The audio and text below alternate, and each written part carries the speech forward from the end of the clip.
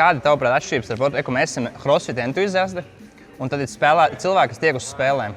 Un kā ir tavuprāt tas gaps, cik liels viņš ir kaut kā aprakstot? Ļoti, ļoti liels gaps. Padzies, es tagad mēģināju tikt, tās iespējas ir vien mazāk, jo bija 40 atlēti visu laiku gameos, tagad viņi nogriez uz 30, vēl grūtāk tikt. Man bija iespēja online tikt, bija arī sūdīgi uzdevumi netaisīja, tagad bija Francija, bija jātiek top 2 obligāti, nesagāja viens atšu, viss netiec.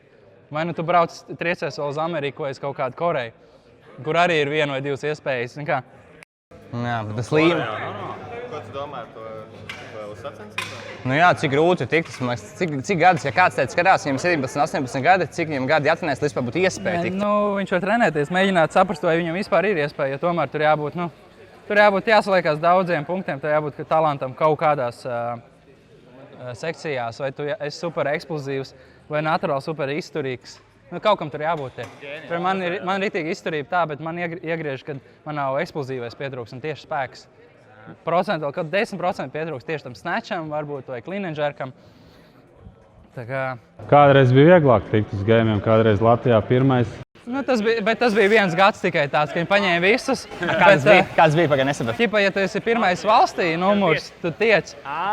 Un tad tur aizbrauc uz 140 atlēti. Viņi izdarīja pirmajā workoutā.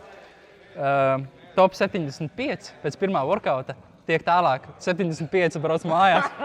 Tu iztērēji tur 3 pakas, aizbraukt uz ķipaties games atlēts.